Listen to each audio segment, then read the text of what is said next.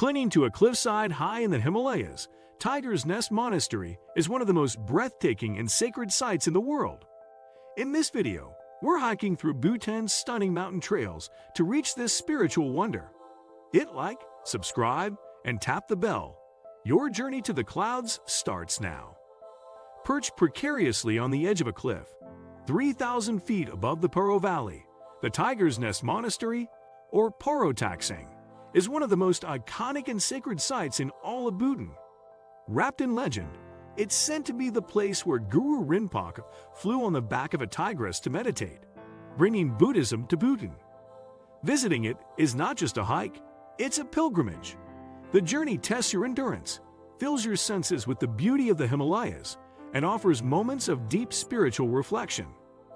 We'll take you step by step through what makes this trek one of the most unforgettable experiences in the world. 10. The first glimpse, a jewel in the clouds. The hike begins in the cool, pale light of morning. The Paro Valley is still waking up. Farmers tending to fields, the sound of roosters echoing across the terraces, mist curling over the river. And then you look up. Far above, impossibly high, a cluster of white walls and gold roofs is perched against a backdrop of rugged rock and forested peaks. It's small from this distance, almost like a miniature, but already it commands your attention. Clouds drift lazily past, sometimes swallowing it whole, sometimes revealing it again, gleaming in the sunlight. It's both inspiring and intimidating. You can hardly imagine that in just a few hours, you'll stand there, looking back down at this very spot. 9. The blessing at the trailhead. In Bhutan, the journey to a sacred site begins long before the first step. At the base of the trail, a small stupa stands surrounded by colorful prayer flags. Your guide might offer a traditional blessing, perhaps a white scarf, kata, draped gently around your shoulders, or a small butter lamp, lit in honor of your safe passage. The scent of burning juniper wafts through the air, carried upward by the breeze. The act is simple, but it shifts your mindset. This is not just a hike, it's a pilgrimage. Every step you take will follow in the footsteps of monks, kings, and pilgrims who have walked this same trail for centuries. 8. Into the pine forest. The first section of the trail leads you into a dense forest of towering Himalayan pines, their needles softening the sound of your footsteps. Sunlight filters through the branches in shifting golden patterns, and the air is crisp and clean. Cool in the morning, fragrant with resin. In spring, the forest floor is dotted with wildflowers and rhododendron blossoms in shades of pink and red. In autumn, golden leaves swirl through the air. In winter, the branches wear a delicate coat of frost, and each exhale rises like smoke in the cold air. The forest is alive with quiet sounds. The soft rustle of prayer flags tied between the trees, the distant tinkling of bells on grazing ponies, the occasional call of a Himalayan makpi. 7. The tea house with the million-dollar view. After an hour or so, the forest parts to reveal a small tea house perched on a ridge.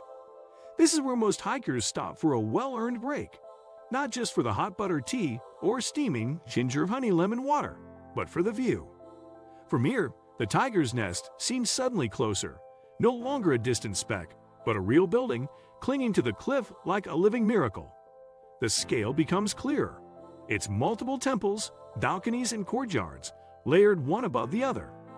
You sit on a wooden bench, warming your hands around your cup, watching the clouds roll past. Every few minutes, the monastery vanishes in mist, only to reappear in a burst of sunlight. The view is so perfect it almost feels staged, yet it is entirely natural. 6. The cliffside path. Beyond the tea house, the trail narrows and the climb becomes steeper. Switchbacks snake upward along the mountainside, each turn revealing new angles of the monastery. The forest thins, giving way to open slopes where the wind carries the scent of incense drifting down from above. You begin to pass more pilgrims, some elderly, moving slowly but steadily, others barefoot as an act of devotion. Many carry prayer beads, murmuring mantras under their breath. The sound is rhythmic, meditative, almost blending with the whisper of the wind. 5. The descent to the waterfall. Just when you think you've been climbing forever, the trail suddenly drops. Stone steps lead you down into a gorge, where a waterfall plunges in a silver ribbon beside the path. The sound is powerful and cleansing, and many visitors pause here to take in its energy. A narrow bridge crosses the gorge, draped in hundreds of prayer flags. They ripple in the breeze, their faded colors still vibrant against the rock. According to Bhutanese belief, each time the wind touches a flag, it carries its prayer to the heavens. 4. The final staircase. From the waterfall, the last stretch is short but steep, a stone staircase that climbs the cliff face directly to the monastery gates. The air feels different here, thinner, sharper, filled with the faint but unmistakable scent of burning juniper. As you climb, you run your hand along the smooth rock wall, worn over centuries by passing pilgrims. Then suddenly, you're standing before carved wooden doors, the monastery's white walls rising above you, the drop to the valley floor stretching far below. 3. Inside the monastery. Shoes removed, you step into a dim hall lit by the soft glow of butter lamps. The air is thick with the scent of incense, and the silence is profound, broken only by the low murmur of monks chanting. Golden statues of Guru Rinpoche watch over the room, their serene expressions illuminated by flickering light. You wander from chamber to chamber, each more intricate than the last. Murals of deities and saints cover the walls, their colors vibrant despite centuries of candle smoke. Wooden floors creak underfoot, polished smooth by generations of visitors. 2. The meditation caves. Deep within the complex, through narrow stone corridors, lie the meditation caves where Guru Rinpoche is said to have sat in stillness for 3 years, 3 months, 3 weeks, 3 days, and 3 hours. The space is small, the walls rough and cool to the touch. Here, there is no sound except your own breathing. The air feels charged, not in a dramatic way, but with a deep, steady presence, as if the mountain itself is listening. 1. The view and the journey back. Stepping out onto one of the balconies, you see the entire Paro Valley spread below you. Forests, rivers, tourist fields, and distant villages. The wind catches at your clothing, carrying with it the scent of pine and incense. The hike back down is easier on your body, but heavier on your heart. You keep turning back for one last glimpse, the monastery framed in golden afternoon light, looking as if it has always been there and will always remain. By the time you reach the valley floor, you realize that something has shifted inside you.